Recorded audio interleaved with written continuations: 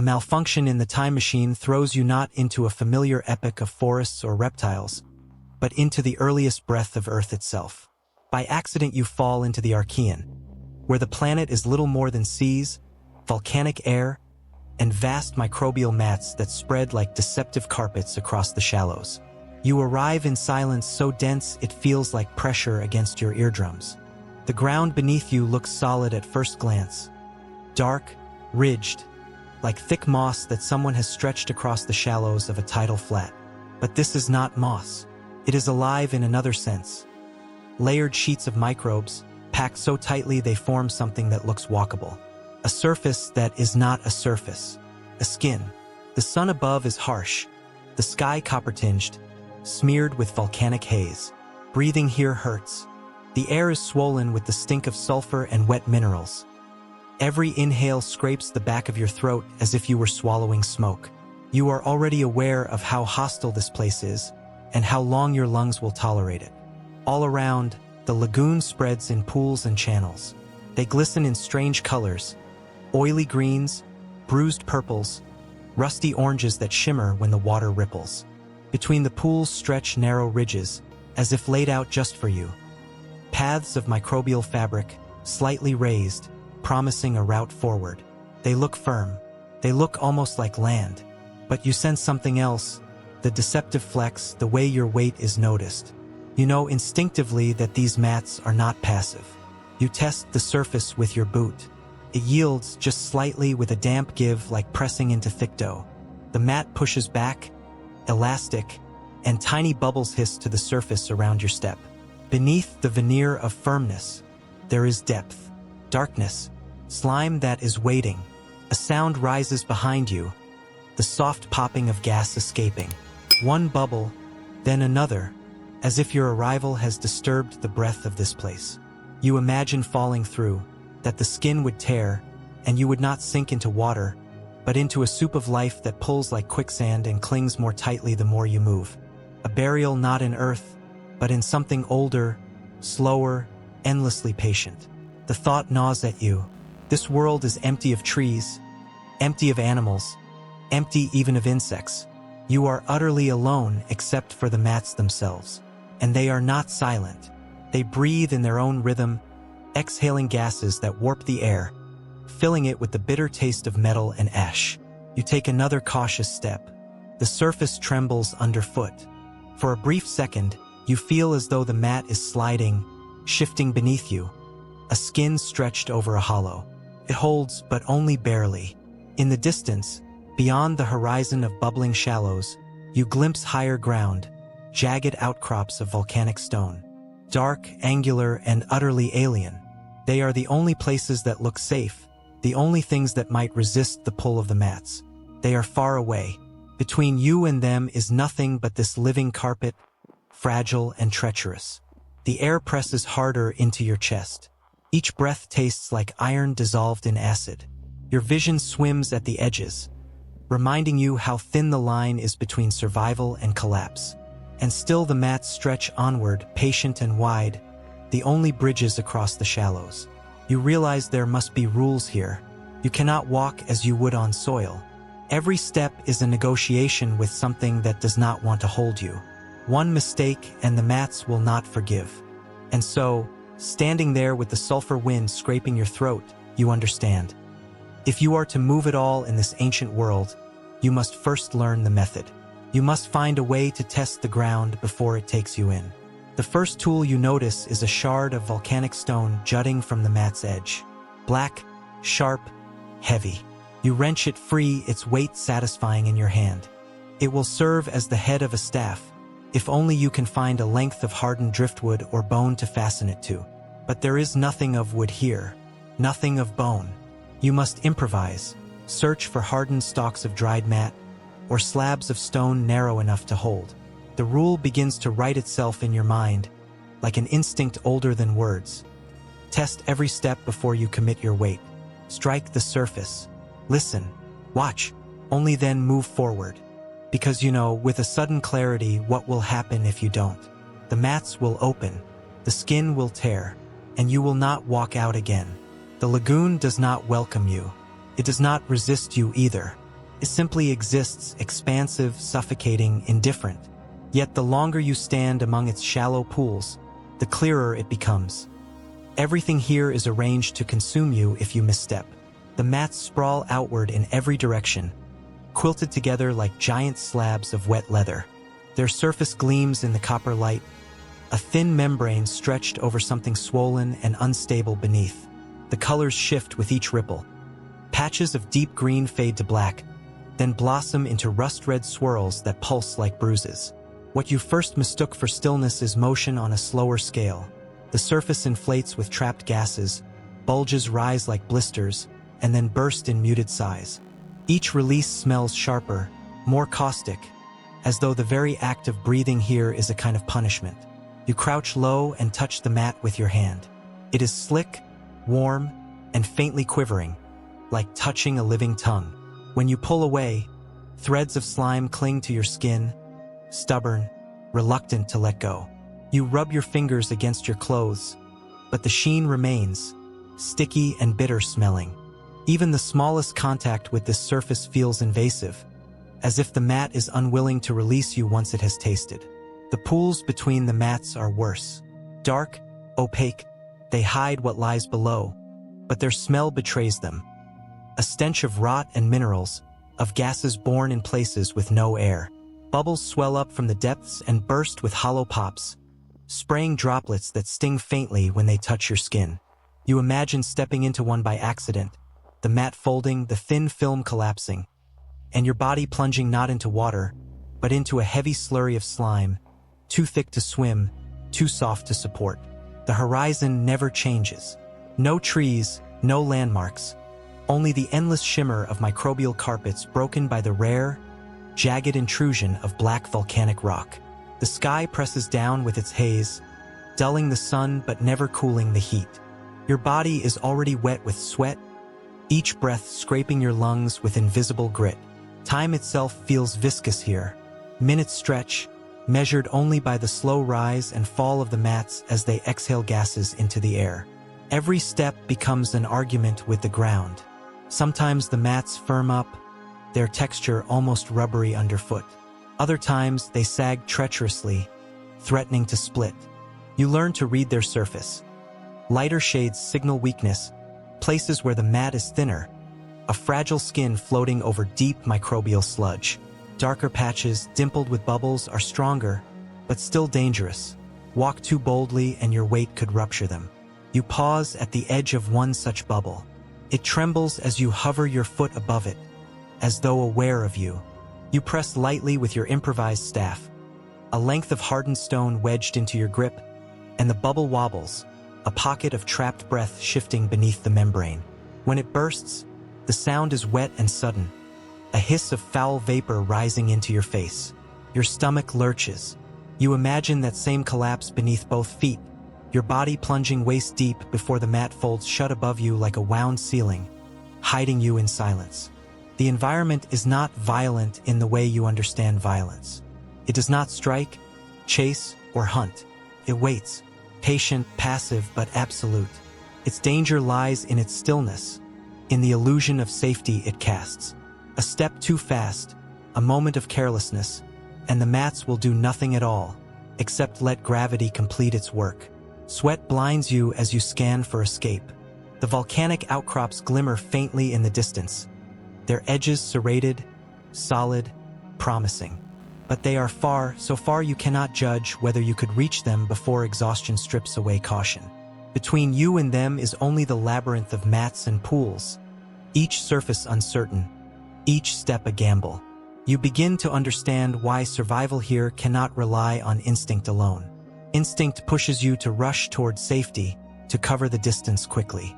But quickness is the enemy in this place. The lagoon is not built for movement. It is built to slow, to entangle, to exhaust. You are a trespasser here, walking across a skin that was never meant to hold you. The air thickens. Your chest aches. You press your hand against your ribs as though you could squeeze more oxygen into yourself. The mats ripple beneath your feet as if sensing weakness, as though they know your lungs are failing faster than your legs. In this hostile world, you cannot trust the ground, the air, or even your own body. Everything conspires against motion, and yet motion is the only chance you have. The first rule arrives in your mind not as wisdom, but as necessity. The mats beneath your feet flex like lungs. Each step threatens to end in collapse. If you are to move at all, you must move carefully, deliberately, with the method of a cautious animal. You grip your makeshift staff, stone lashed to a length of hardened stalk, and you etch the law into yourself. Rule 1. Test every step with the staff before you shift your weight. You drive the stone point into the mat ahead of you. Sometimes the surface rebounds, taut, safe enough to take your weight. Sometimes the staff sinks through, breaking the film, releasing a gasp of foul gas. Without this test, a single stride could end in silence, your body swallowed whole by the microbial broth below. You picture yourself vanishing noiselessly, leaving no trace, the mat closing over like skin. Each jab of the staff is a warning. The mat has no loyalty to you. You breathe shallowly, trying not to gag on the sulfur that rises each time a bubble bursts. Which brings you to the next law. Rule 2. Never stand still for too long. At first it seems harmless, resting, gathering strength. But when you linger, the mat reacts. Your weight presses deeper, softening the fibers beneath. You imagine them unraveling slowly, their structure loosening, until the ground becomes less a floor and more a wet blanket stretched across rot. If you pause too long, the mat will betray you. Movement is survival, not because it leads somewhere safer, but because it prevents the ground from remembering your shape. The staff taps again. Solid enough. You shift your weight forward. Rule 3. Stay clear of the blisters. The mats are pocked with swelling mounds, translucent domes trembling with trapped gas. They look fragile, almost beautiful, like glass balloons stitched into the living carpet. But when they rupture, the air thickens with poisonous breath. You felt it once already. The sting in your throat, the dizziness that followed.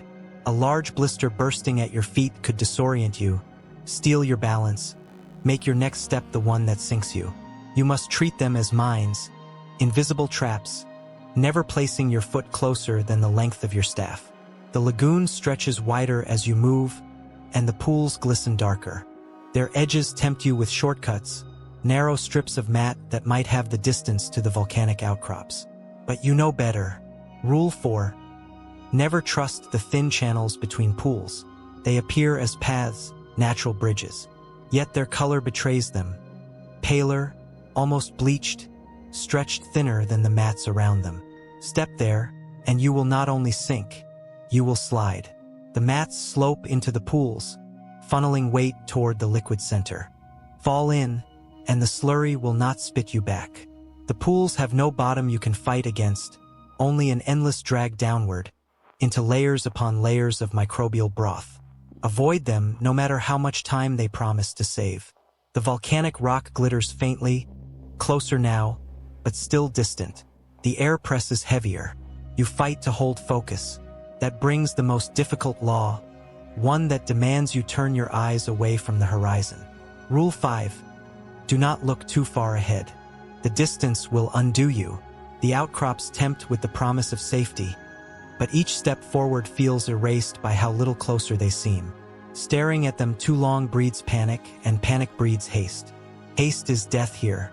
You must fix your eyes on the mat at your feet, on the staff in your hand, on the bubble just ahead.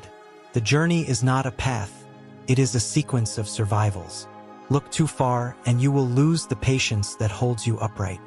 You pause, pressing the staff down again, listening to the faint hiss of gas. The mat holds for now. Your body shakes, not just from exhaustion, but from the growing awareness that you are an intruder in a place that has no concept of intruders. The mats do not care whether you live or die. They will absorb you as they have absorbed countless things before you. And yet, in their indifference, they give you a pattern, a code. The rules become rhythm: test, step, move, avoid, focus. As long as you follow them, you might last long enough to cross. But you also sense the fragility of this system. The mats do not need to conspire to kill you. They need only wait for a slip, a breath taken too deep, a misjudgment of weight. The rules are a thread pulled tight above an abyss, and the longer you walk, the more that thread frays.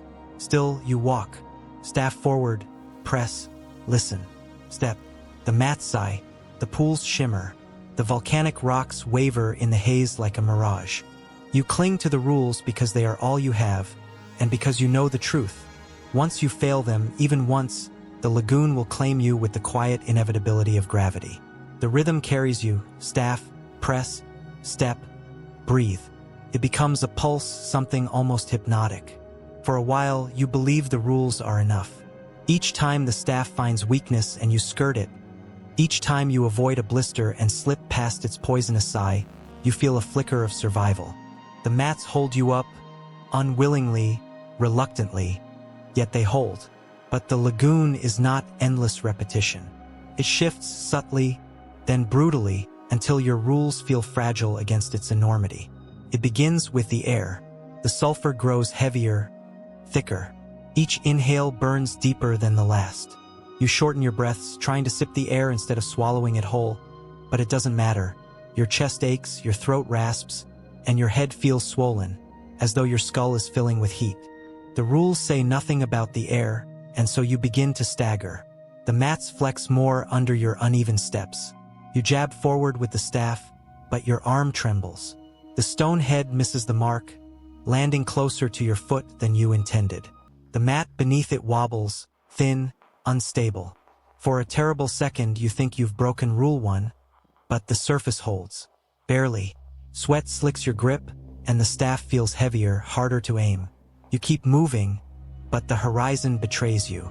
The volcanic rock, once distant, now looks closer, so close you can almost imagine reaching it in minutes. The temptation swells. Your body, starving for oxygen, whispers of shortcuts, of abandoning caution for speed. You hear your own thoughts pushing. One fast run, just once, and it will be over. You press the staff again. The mat is firm, but your patience is not. Your eyes fix on the rock, and you feel Rule 5 loosening in your mind. You look too far ahead. You want too much. The staff plunges forward, but this time you don't wait for the answer. Your foot follows too quickly, sinking into a surface that feels softer than the last. The mat shudders, as though sighing under your weight. You freeze, breath caught in your throat, every muscle taut. Then slowly it stabilizes. You are still upright, alive, but the rule is broken. The thread is fraying. The blisters appear thicker now, clustered like boils across the mat. You weave between them, but they are too many, too close together. You hold your breath as one bursts at your side, spraying a mist of sour vapor that stings your eyes and blinds you. Instinctively, you stagger back, straight toward another swelling dome. You stab at it with the staff just in time, forcing yourself away before your heel presses down. Your rules blur. They overlap in panic, crashing into each other. Test. Don't linger. Avoid blisters. Don't look too far. You cannot follow them all at once. The lagoon has crowded them, tightening its grip, compressing your options until the instructions become contradictions. Your legs tremble with fatigue. You want to rest, to drop to your knees, but Rule 2 drums in your head. Never stand still too long. The mats beneath you feel softer with each heartbeat, as though they are learning the rhythm of your body, adjusting, preparing to open. The staff plunges again. It sinks deeper this time, sliding nearly to the hilt before striking resistance. A thin skin separates you from collapse. You feel it stretching, straining, a membrane that wants to tear. You yank the staff free and step aside, heart pounding. But the mats have learned your hesitation. They sense the weakness in your breath, the unevenness of your steps. You no longer move with the patient rhythm that kept you alive. You stumble, you lurch, you hesitate where you shouldn't, and rush where you mustn't. You realize, with a hollow clarity, that you are no longer following the rules. The rules are following you, each one snapping at your heels, demanding obedience you no longer have the strength to give. The volcanic rocks blur in the haze, impossibly distant again. You no longer trust your eyes. The horizon shifts like a mirage, cruel in its constancy. Then comes the slip. It is small, almost insignificant. Your boot slides on a patch slicker than the rest. You try to brace with the staff, but your hands are wet with sweat. It skids from your grip and plunges sideways into the mat. The ground bubbles, sighs, and for an instant the surface beneath your foot liquefies.